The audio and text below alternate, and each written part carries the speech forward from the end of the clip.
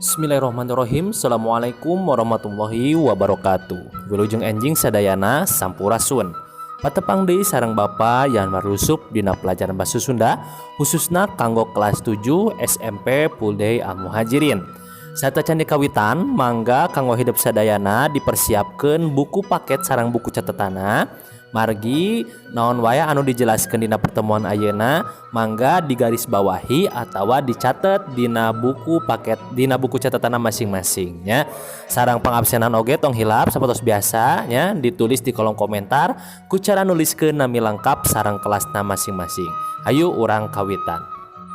Nah, kamari urang tos diajar nya materi ngeunaan iklan layanan masyarakat. Nah, dina pertemuan ayeuna Bapak bakal ngajelaskeun materi ngeunaan sajak. Nah, nya minggu kamari oge panginten nya tos Bapak tos dipasian latihan nya hidup maca contoh sajak anu aya dina halaman 82 nya terus latihan soal anu aya dina halaman 83.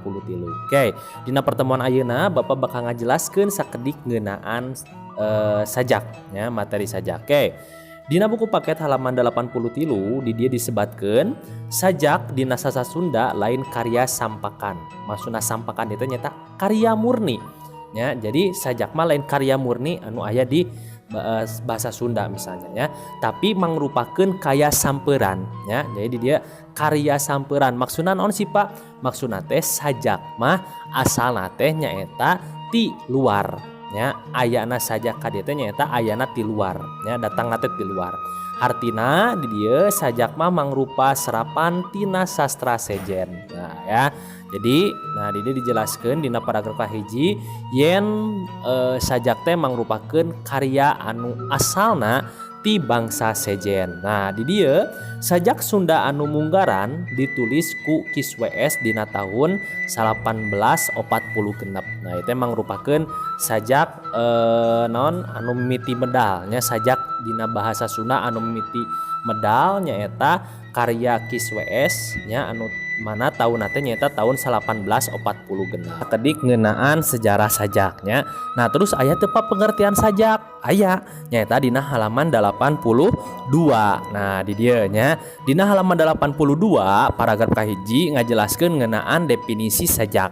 Nah di dieu dijelaskeun sajak teh nyaeta mangrupa salah sahiji karangan dina wangun ugeran.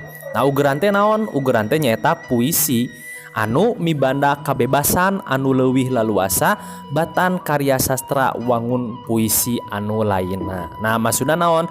Dina sajak nya dina sajak urang bebas ngaekspresikeun nya tanpa kaiket ku aturan-aturan jiga dina wangun puisi anu sajen ya. Margi naon puisi dina bahasa Sunda hartina teh sanes sajak tapi lega pisan hartina ya.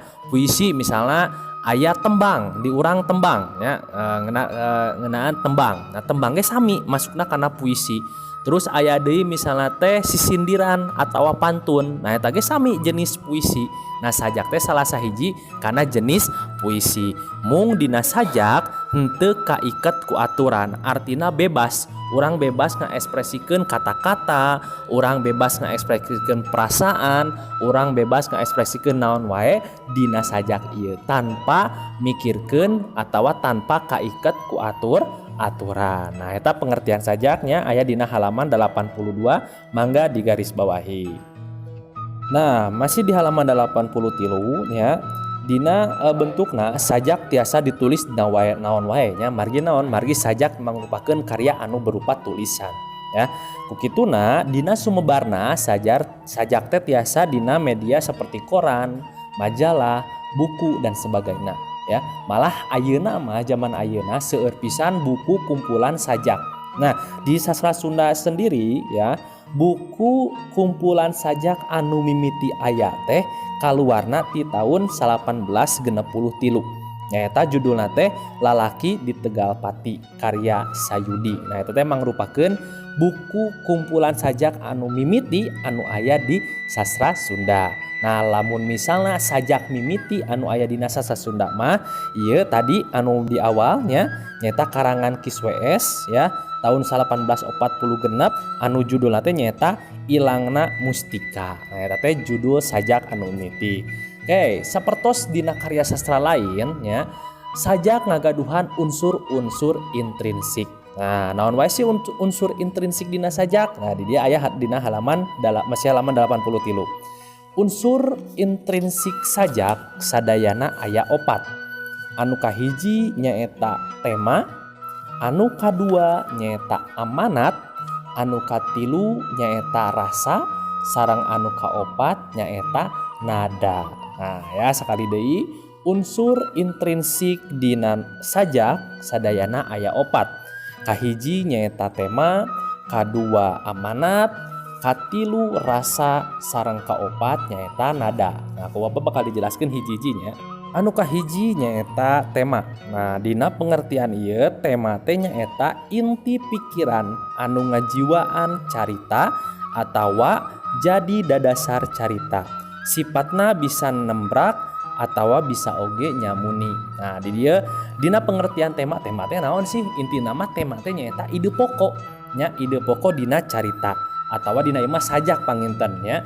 Nah, dijelaskeun deui dina pengertian tema di dieu teh nyaeta sifatna teh tiasa nembrak atawa bisa oge nyamuni. Artina nembrak dieu teh nyaeta secara terang-terangan dituliskeun ieu teh temana naon lamun dina sajak. Tapi dina sajak oge kadang urang bisa teu apal atau multitafsir ketika nentukeun tema. Margi naon? Margi kadang si penulis sajak henteu langsung nyebutkeun naon tema anu ditulis dina sajakna. Nah, makana di dieu sifat tema tiasa dua nyaeta tiasa nembrak atawa bisa oge nyamuni. Lamun nembrak mah nyaeta urang langsung apal ketika pas mimiti maca, oh iya temana teh ieu. Tapi lamun anu nyamuni mah ketika urang maca sajak kadang urang bingung ya naon ieu teh temana. Margi naon? Margi dina kata-katana kadang berupa simbol-simbol atawa makna-makna sasanes anu sejenna. Nah eta tema.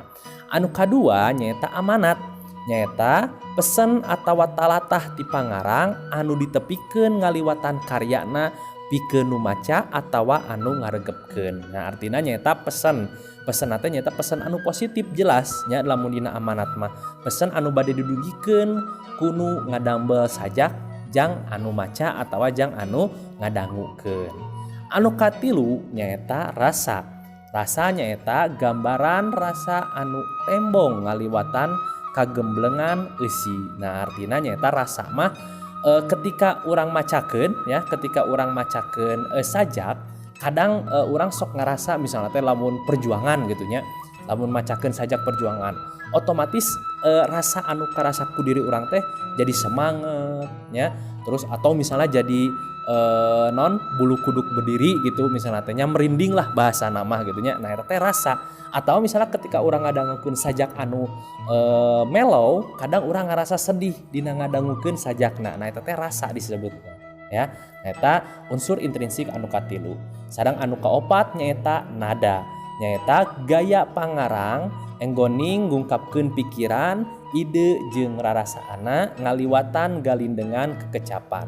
Boh purwakanti, boh pilihan kecapna. Artinya dina nada mah nyaeta dina macakeuna. Nah ya dina macakeuna urang kudu bener-bener apal mana anu ditegaskeun, mana anu kudu dipanjangkeun, mana anu kudu dipendekeun jeung sajabana. Eta nyaeta nada. Nah eta panginten kanggo pertemuan ayeuna nya. Jadi sakali deui unsur intrinsik dina sajak teh sadayana aya 4. Kahiji nyaeta tema, kadua amanat, katilu rasa, sareng kaopat nyaeta nada. Sakitu we panginten dina pertemuan materi ayeuna nya. Hapunten bilih aya kelapatan. Assalamualaikum warahmatullahi wabarakatuh. Sampurasun.